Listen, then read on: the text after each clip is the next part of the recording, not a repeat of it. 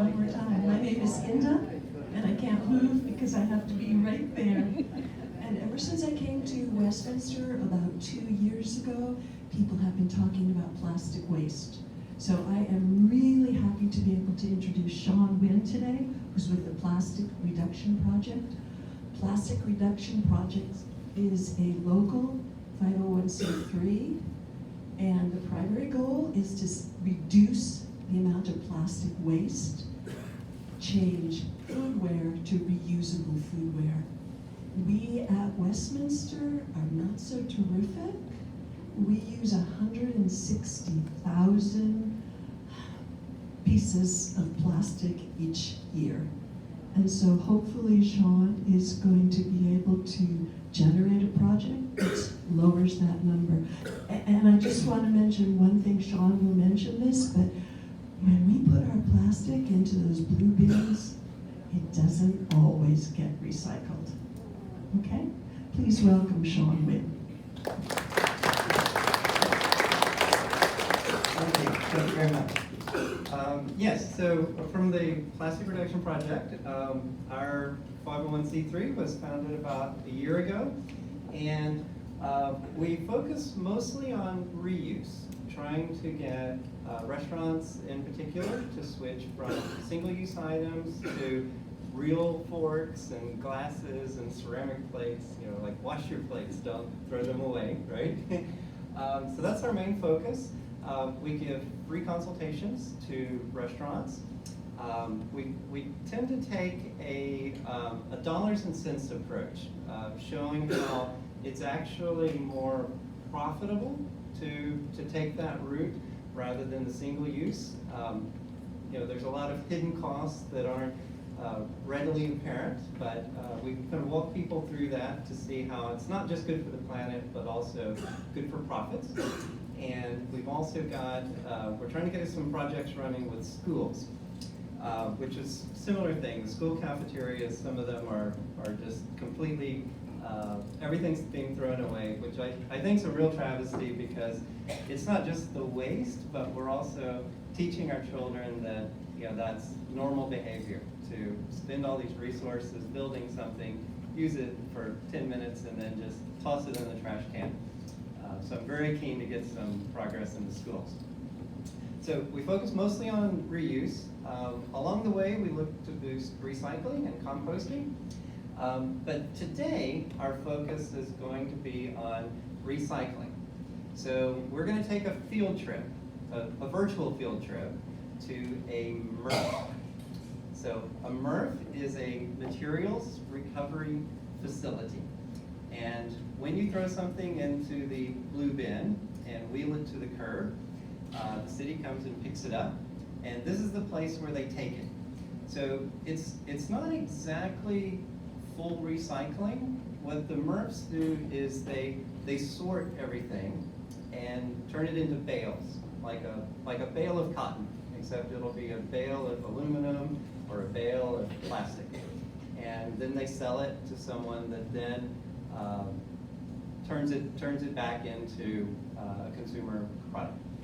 So if you will bear with me for just a minute, our Microsoft and Apple weren't playing so well with each other, and so I have to toggle over to a different screen, and I can get this started.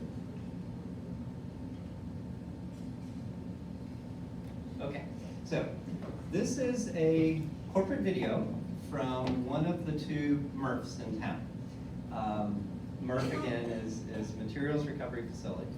So Balcones is one, and Texas Disposal Systems is the other. So depending on which section of town you're in, when you pull your blue bin to the curb, it will go to one of these two places. And what I'm going to do is we're going to play this, and then we're going to stop and talk about what we're seeing and what it means for how well the recycling is working, if it's working as well as you thought it was or not. And then we'll play again and stop, play, stop, play, stop, and kind of noodle into what we're being told and what we're seeing. Okay? All right. So this is, in some ways, it's actually better than walking through the actual factory because we get to ask more questions. And it's a lot cooler in here than it is at the actual factory. So here we go. At Balcones Resources, our process is everything. Okay, let me see if I can get the volume up on this.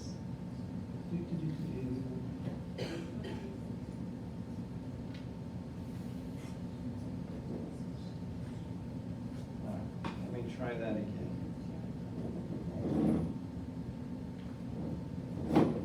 It starts by collecting recycling. You guys can't hear that too well, right? But I don't know what to do about it. Put the microphone's out of the speaker on the computer. Oh, there you go. Genius, genius. Okay, let me find the speaker. Somewhere up Right there. there. Lower, bottom, lower left. Lower left. On your screen. Well, We'll turn it on. No, that's at maximum. oh, that's not. Yeah. Where is it coming out? Just turn it on, you'll find it.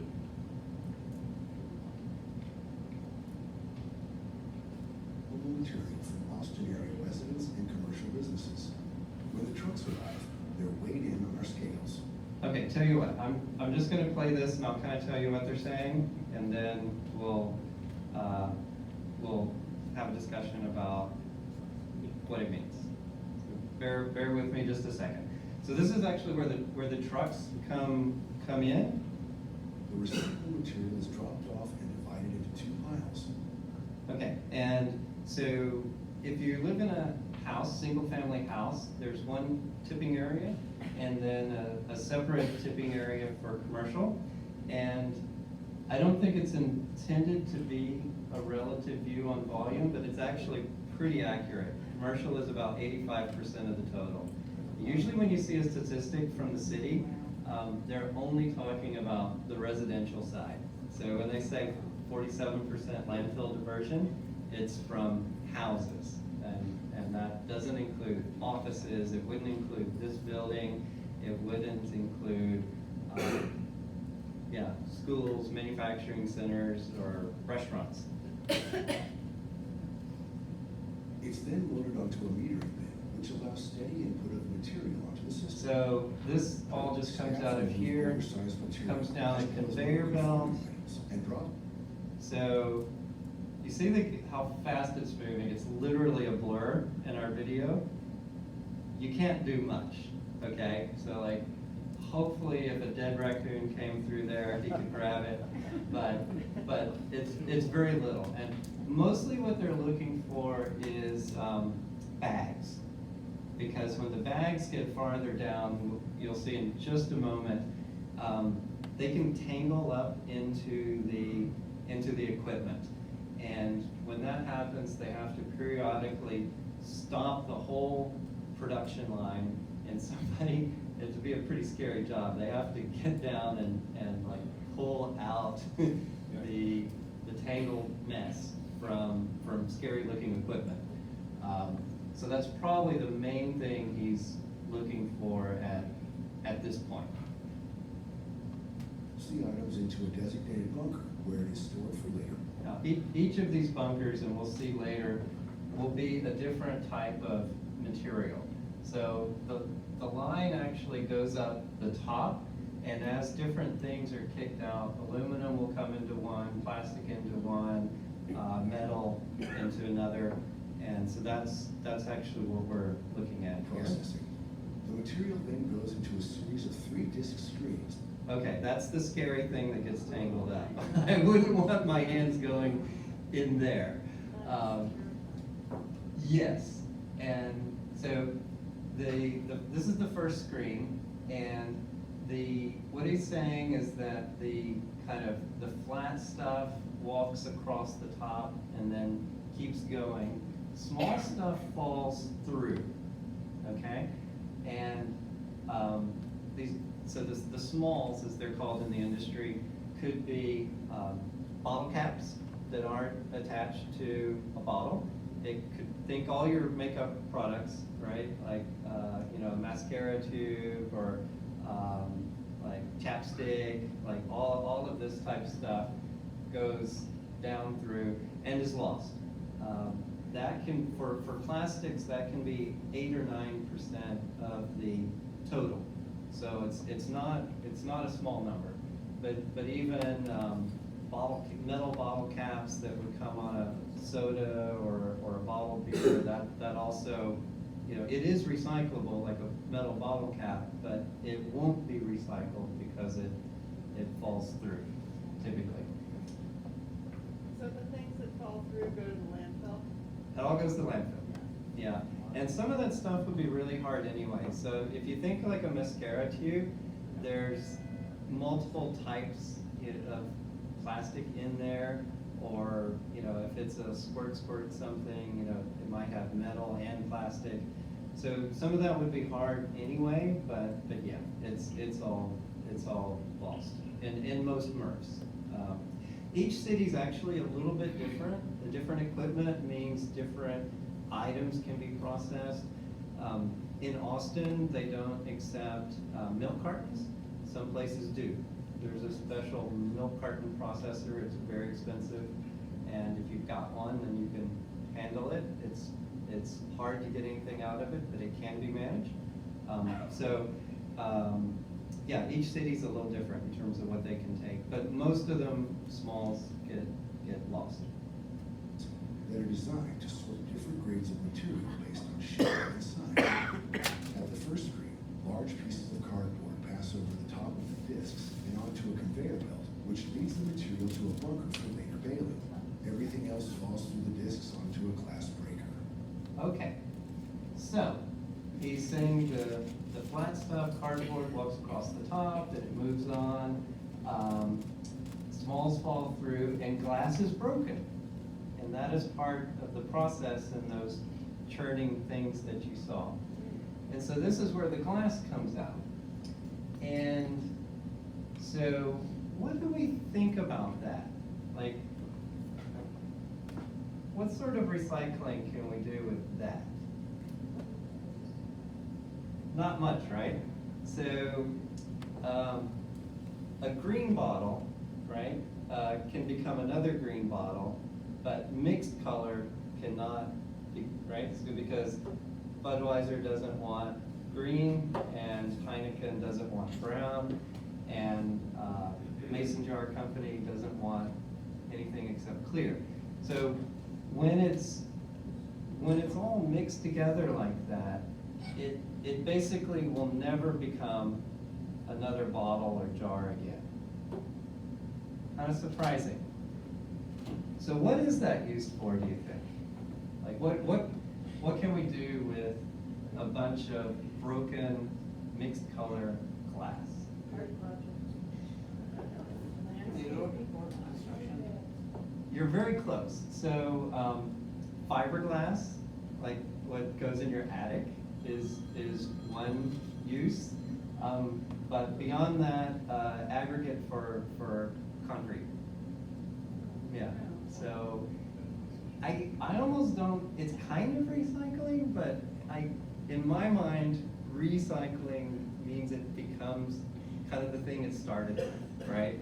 Like a bottle becomes a bottle, a can becomes a can, and so this is like a pretty extreme downcycling. It's not completely wasted. It doesn't go to landfill, but in my mind, not exactly recycling. So that is glass and smalls, and we've only got through the first screen at this point. The glass breaker separates the glass containers and small fines from the rest of the material. The glass and small fines fall into a conveyor belt that runs the span of the building. And that's still just the glass traveling onwards to one of those big the bunkers, the bunkers they call them, and that'll go down into a bunker to be scooped up. The broken glass containers pass over a vibratory screen and an air aspirator that separates the glass from the fines. At the second screen, newspaper and other large pieces of fiber pass over the top of the discs and onto a conveyor belt. The material is then taken to a quality control line where so this is paper that she's trying to grab some non-conforming items, but Removed, the rest of the material falls through the discs for further sorting. this is going way The next slower than I think separates it the usually remaining does. material. 2D material, like mixed paper, passes over the top of the screen and onto a conveyor belt to a quality control line for any necessary sorting. It is then sent into a bunker for later baling. 3D material. Okay, so the second one is 2D, so they're looking for flat, which is basically cardboard, right? And paper is one of the items that is very recyclable. It's not quite as good as an aluminum can, which is the champions of the recycling world. This guy can go around and around almost infinitely. It does consume energy to melt and reform, but you basically don't lose anything on an aluminum can when it's turned into a brand new aluminum can. Paper is very valuable to the recyclers. It can turn, let me think, it's like 7 to 10 times.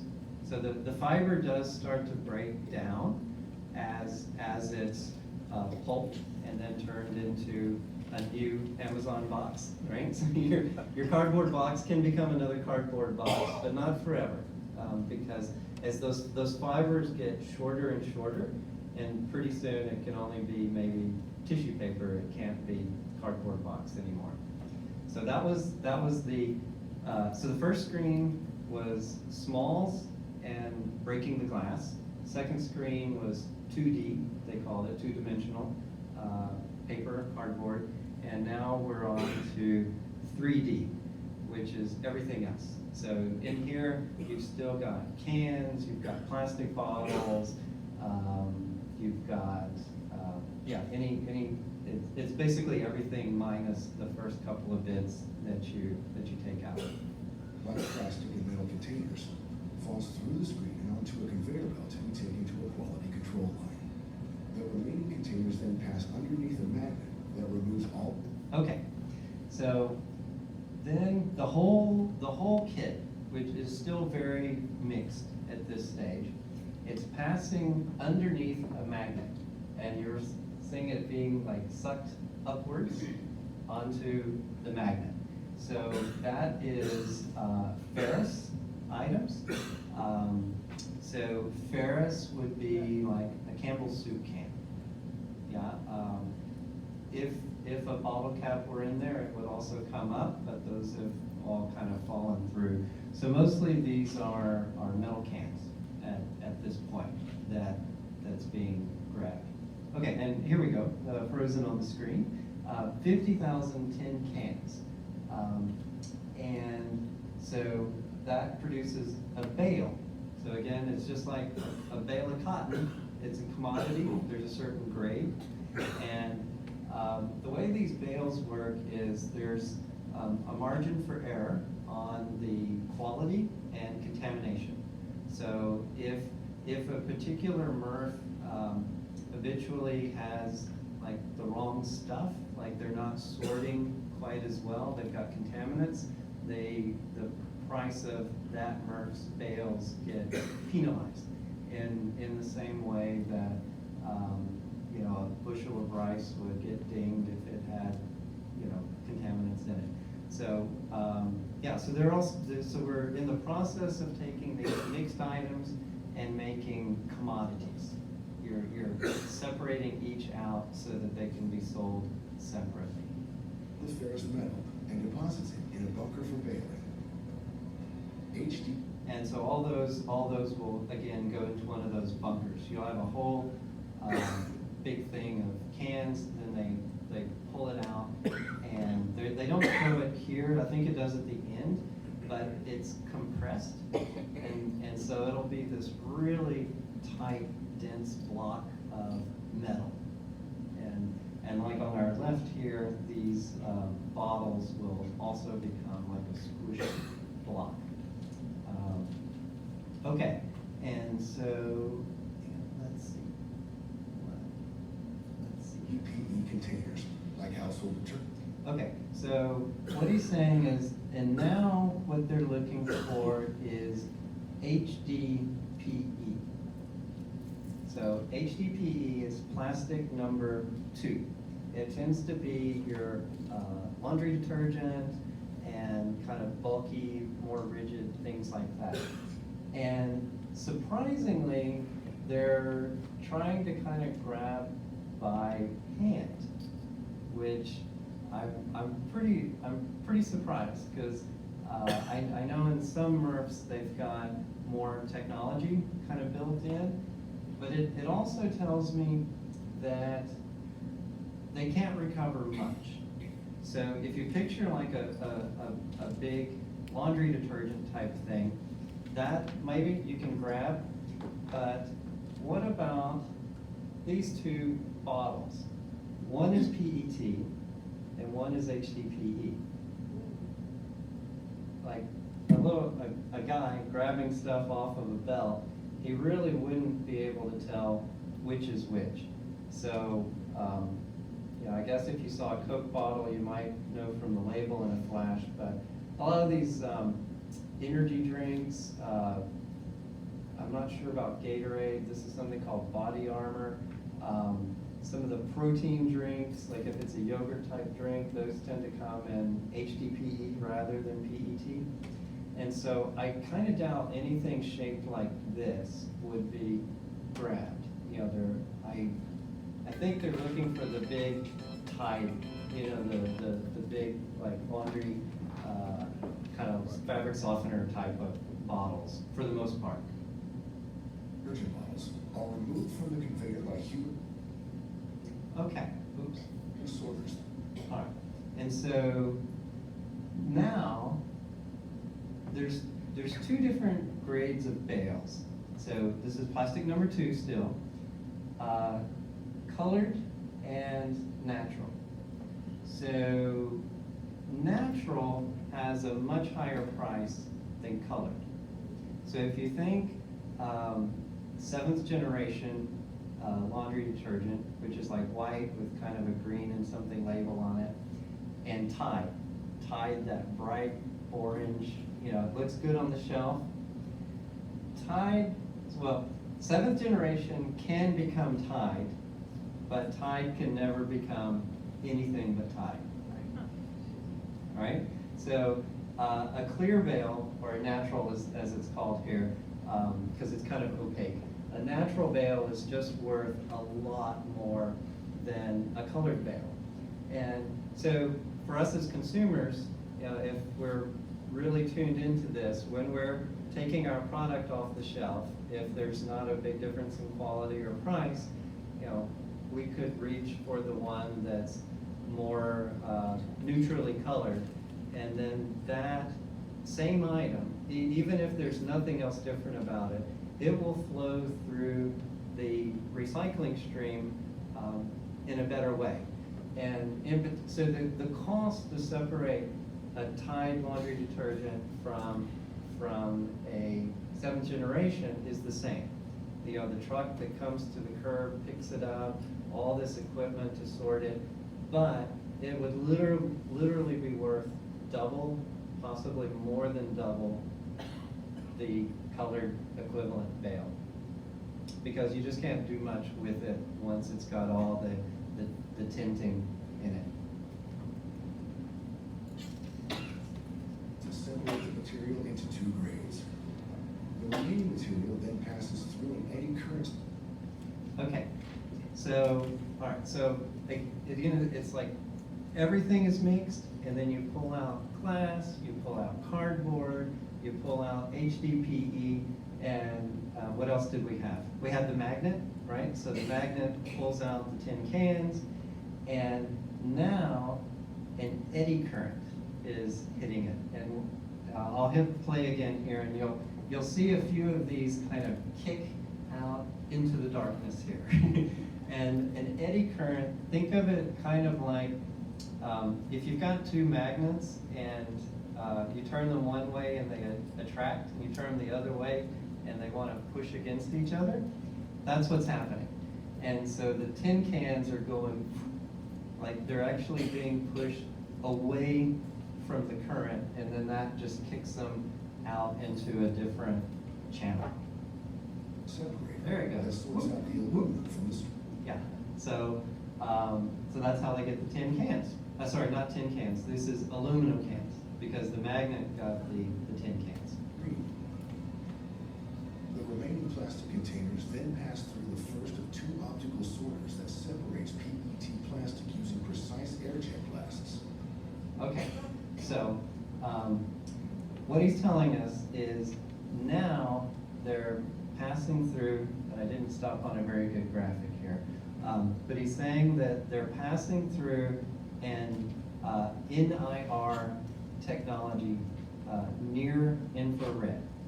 So there's literally a little laser beam that's hitting everything on the belt, and if it's PET, plastic number 1, then it'll kick it down a different chute. And so think of it like if you're at HEB, you know, like doot, doot, doot, and then one of them won't, yeah. Sometimes one of them won't register, right? And she'll, the checkout person will try it 3-4 times, and then she'll sigh and have to, you know, type in a code. But here, it's moving really fast. And so if the laser can't detect, then it, you know, it just kicks it into landfill. And the reason I mention that is because this type of labeling is becoming more and more common. It's called a shrink sleeve. They hit it with a little bit of heat, and then it sucks up to whatever shape the bottle is. They're also called full sleeve labels. And you know, typically they go from tip to toe.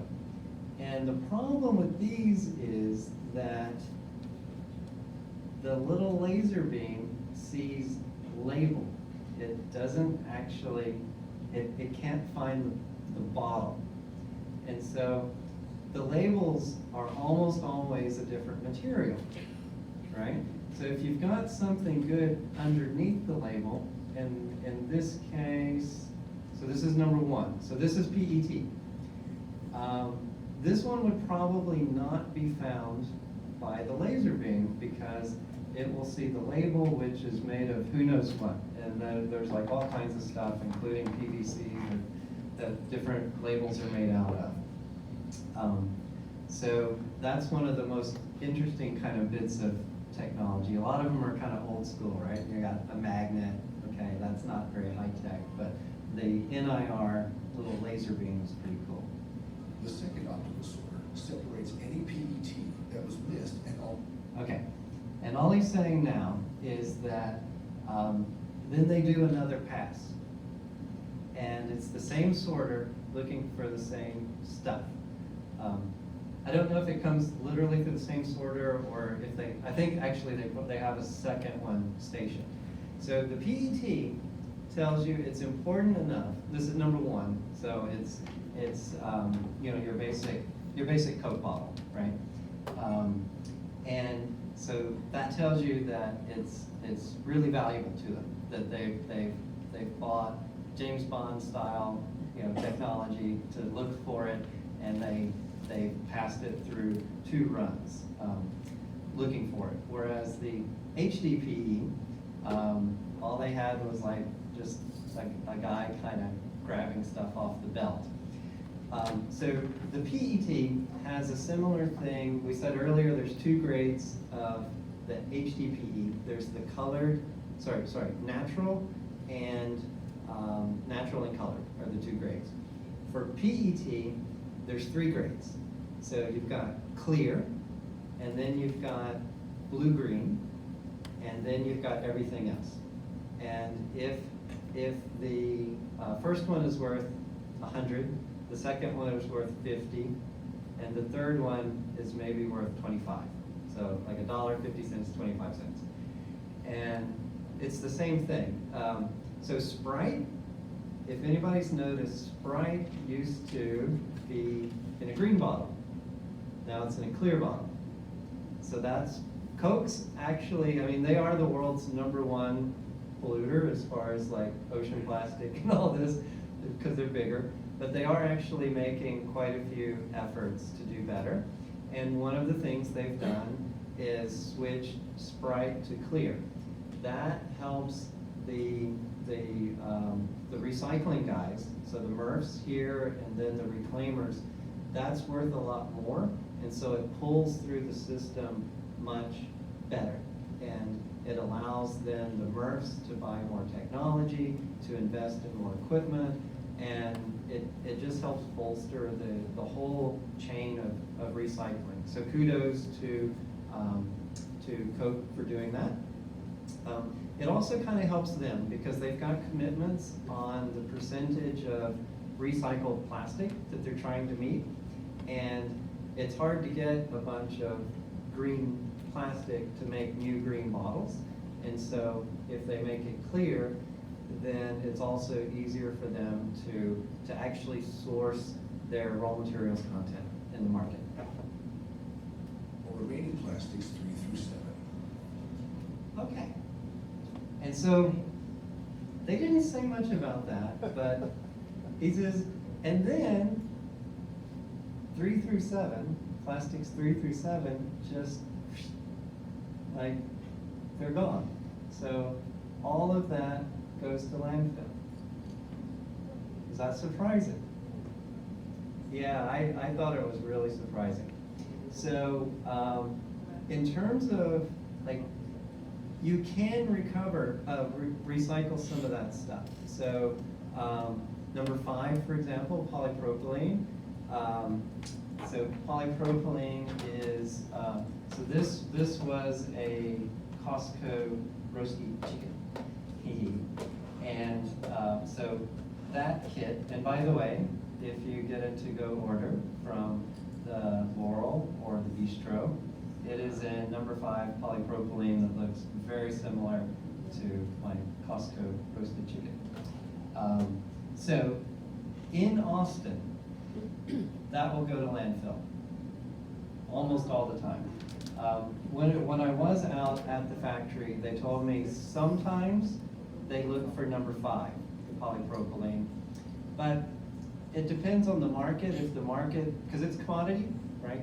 Goes up and down. If the commodity prices are high and they've got extra space in the facility that they can bale it and store it and look for a buyer, then they might try to recover number 5.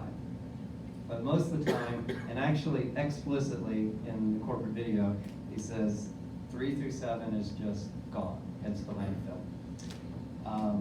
So, like, that's a lot of stuff. And as you get to looking around, you'll find a lot of polypropylene, number 5. So that little chasing arrow, by the way, that's a whole other topic, but the chasing arrows doesn't actually mean it's recyclable. It just means it's this type of material. And on the little laser beam stuff, here's another very interesting one. Black is invisible to the laser beam. So even in cities where they've bought a second James Bond kit to find polypropylene and detect it separately from the other types, when it hits the black, it gets absorbed. And so if the fancy laser can't see it, then it goes to landfill, even in cities where they have more technology, more kit to do more sorting. So that one's kind of interesting. When the bunkers of material become full, the system will alert. So these are the bunkers. He's just saying when it's full, then they start pulling out. This is a compactor. There we go. It comes out in bales. They are prepared for shipment to our buyers. And this is the smalls that we started with. At the very first screen, the smalls fall through. I think this is one reason why they can't do much with the smalls, because plastic, basically, it's the same system. You've got these straps that hold it together, and like a bottle cap or a mascara, something, it'll just turn loose, and then it's falling off the truck, or just So I think that's part of why the smalls, nobody can really do a lot with. Using trucks, containers, and rail cars. That's just loading it on a rail car. And let's see, this is paper. Looks like mixed paper, so it's like office type paper and some cardboard. This, I don't know, that might be paper too. This recycled material to create a variety of new retail products. Okay, so this is what they say all this becomes. But, oh, there we go, there's our fiberglass. That's actually not true, because you can't make a clear glass jar from mixed color plastic. Detergent bottles, this is the HDPE. That was the guy just kind of grabbing by his hand some of this. Definitely aluminum. That's the eddy current that was like kind of kicking it out. Very high yield on aluminum. Water bottles, that's PET, number one. So definitely number one, definitely number two, and boxes. So some of this, yes, and some not so much. And by the way, for things like our Coke bottles and whatnot, so we said aluminum can go around and around almost infinitely. Cardboard can turn like 7 to 10 times. How about plastic? How many times can plastic be used? 2 to 3. That's it. And just like how with the cardboard, the long wood fibers start to break down and become shorter and shorter, and then you can't do much with it. The same thing happens with molecules of plastic. At each turn, they degrade and they just don't hold together so well. And very soon, the product won't pass quality control, right? For its strength, its durability, and whatever other properties. And like, I was astounded. It's like, I thought that a Coke bottle was like a Coke can, that it would just go on forever. And I was really, really surprised. And this is one of the things that for me, I got to thinking that, you know, the whole recycling thing is just nowhere near as good as I thought it was. You know, like, if it's number one and number two, like, okay, that can go to market and find buyers, and almost none of the rest really has buyers. And even for the best of the best, PET number one is the best you can get in the plastics world, 2 times to 3 times. And then that's it. So I was just very disappointed, and it's part of what put me on to reuse as opposed to recycling, just because I kind of ended up thinking I'd gotten scammed a little bit. By all these resources, naturally inspired thinking. All right. Well, that is it. If you'll let me toggle back over here. Again, this was our Apple versus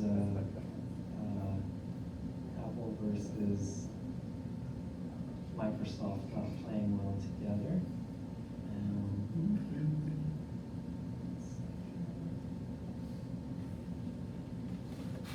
Okay. All right. So, yeah, we covered all this. Mostly we tried to get restaurants to switch from that to that. Pretty simple. That was our video that wouldn't play from here. Okay, and I'll just very quickly run through these. This is where it starts, right? A consumer goods company. Then you have to haul it, right, to an HEB, and then we buy it. If we drop it in the blue bin, then it's hauled again, it goes to the MRF. So we just toured the MRF, right? And all they do is sort and bale.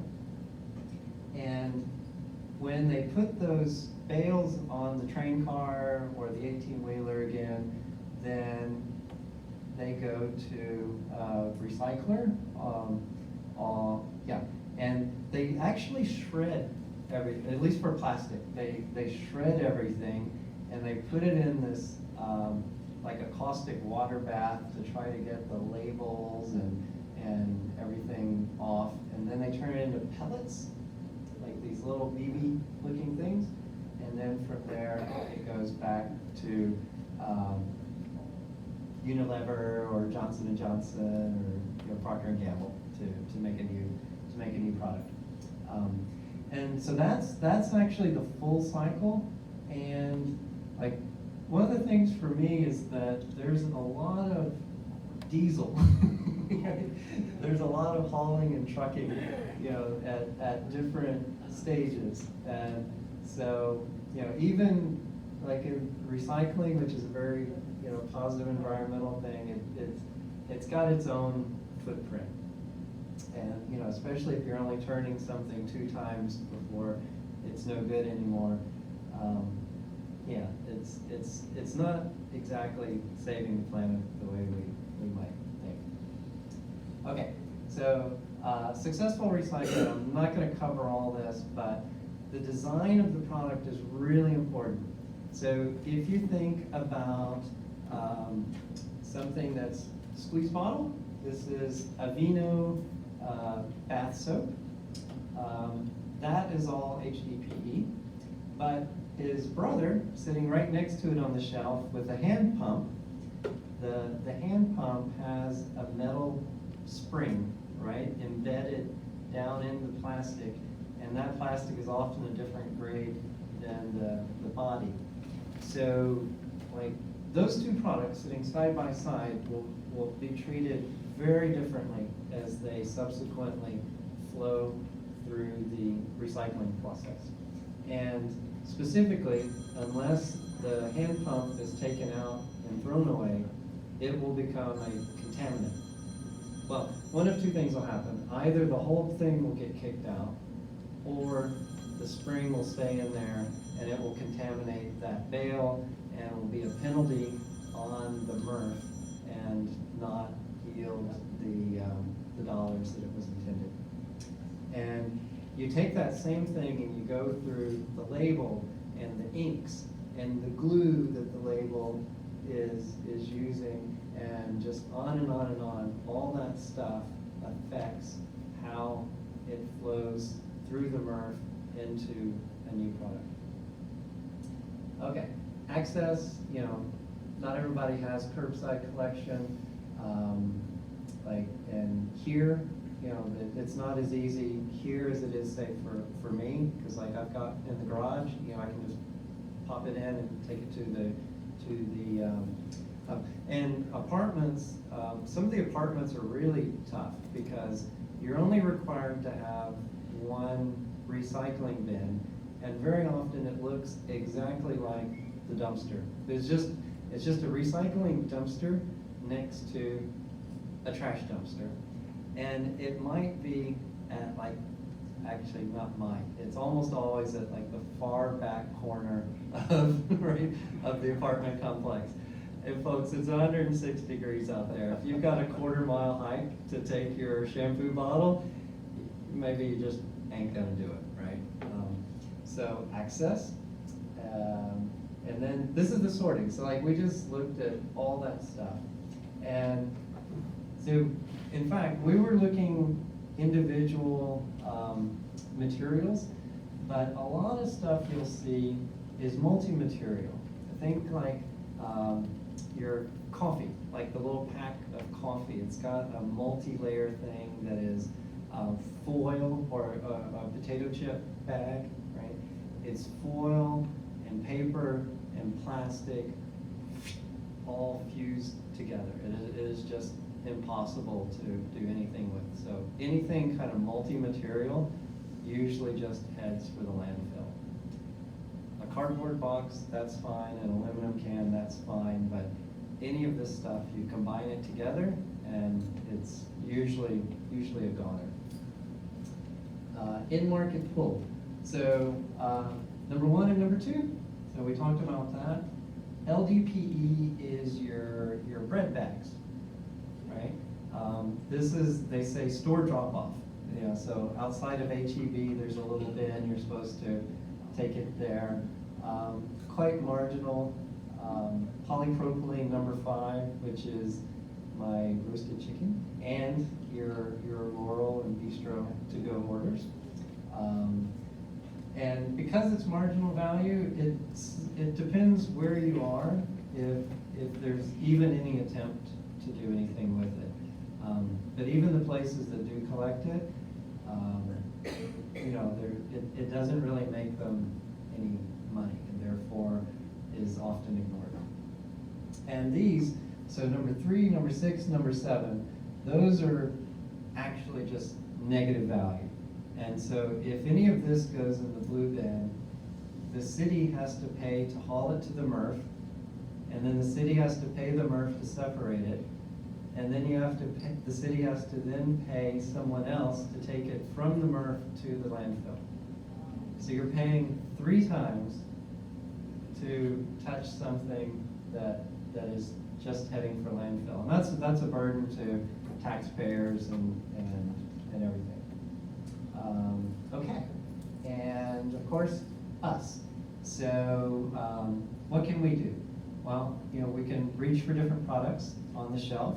You know, now that we know a little bit more, maybe we can pick a different product if it's got something particularly egregious that makes it not play well with his friends as he goes through from blue bin to becoming a new product. We can speak up if we see something like a restaurant that's serving styrofoam or something like that. We can kind of make our opinions heard, and yeah, and not wish cycling, right?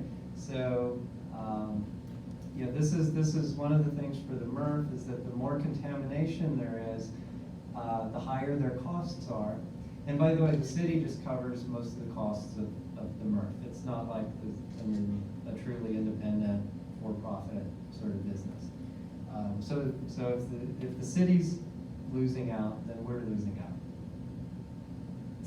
out. Okay, and going forward, what can we do? So I'm quite hopeful that we have stuff like this, and at Westminster, so the to-go orders, there's a pilot that's supposed to be starting very soon, and it'll be tested to make sure it's kind of functioning well before it goes full scale. But the idea is that the current single-use, not really recyclable packaging that a to-go order is in would become something more like this. And I've got an example over here that we can look at afterwards. So the idea is that after it's used, then there's a drop-off point, and then they're collected and washed and refilled, and it just goes around and around and around. And so all of that waste, there's a different footprint. There's like a little bit more of a water footprint, right? Because you have to wash it. But you know, kind of relatively speaking, it's just a far lower footprint. And all those trucks, right, that were taking it from place to place to try to make something new out of it, you know, those also aren't happening, right? It just goes from the 4th floor down to the 2nd floor, and then the 5th floor, and then the 2nd floor again, and stays in the building, and will just be a far lower footprint. So those are, and ideally, hopefully in the future, more restaurants in Austin, we could have a similar type process where there's collection points and interchangeable sort of food boxes for restaurants. and my formatting got a little wonky. And I'm very excited. There's a local Austin company who's about to start a refillery system that it's sort of like a lot of your pantry items from H-E-B. Think like rice and peanut butter and macaroni and snacks, almonds, peanuts, like just all kinds of pantry items. It'll come in something that looks like this. And then when you're done with it, you give the jar back, right? They wash it, and they refill it, and then it goes to the next customer. Sort of a milkman system, right? They bring you your stuff in a reusable item, and then you just give it back. They pick it up on the next delivery. So I'm really hopeful that these types of, this one is for like soaps. The idea is you bring in your own container and you just pay by the volume for your soap instead of paying for the packaging of the soap. So there's different systems, but I'm hopeful that these sorts of things will start to catch on. And then finally, what can you guys do? So we are always looking for restaurants that are interested, and again, we really try to focus on profits. So we say profitable pathways to going green. You know, I feel like if you go in wagging a finger saying like, oh, you should I'm like, hey, fine, you know, no thanks. But if we say, hey, you know, if you can make more money doing this, then why not? And we do this partly because it's the language of entrepreneurs, but also, frankly, just to get the culture wars off the table, right? Because we don't know what the political persuasions of the owner, of the restaurant owner is, and frankly, it just shouldn't matter. I myself, I consider myself a moderate independent, and none of this is like ideological for me. And if we keep it at that level, like how can we do something good and make more money at the same time? And frankly, let's just let the environmental benefits be a bit of a byproduct of proceeding with something that's just practical and logical to do anyway. I think that's a good approach, and it makes for an easier dialogue. So if you know restaurant owners who might be interested in trying to just look, and sometimes, some cases it doesn't work at all. Food trucks, it's very, very hard to find much way to make a dent. Occasionally there's some things at the margin. You know, so it doesn't work for everybody, but particularly for dine-in, if there's somebody using throwaway materials for an in-restaurant meal, that is really the sweet spot where it's generally going to be a very rapid payback, you know, like 6 months or 9 months to pay back on the investment, after which it's all just dividends. If you have friends at other senior living facilities, we're hoping that if the pilot goes well here, we would like to try to replicate in other facilities. And so that would be lovely. Any introductions to residents in other places, we could start forming a dialogue, looking at how they do things in their building, getting introductions to management. Yeah, money's always good, because it's like all the efforts we're making aren't free. It helps to put on the programs and just fund all the efforts that we're making. Westminster's initiative, right? So once this goes live, really kind of test it out. You know, it's like if you don't normally get a delivery from, say, the bistro, you might try it and just see how it works. You know, like these things have a bit of debugging because there's process changes and there's, you know, different. In a short period of time, it'll all become business as usual. in the onset, there's some debugging, there's some process changes. So seeing that it works well and pointing out if something has a glitch. And when you bump into management in the hallway, tell them, hey, thank you for doing this, or before it goes live, you can tell them, really looking forward to those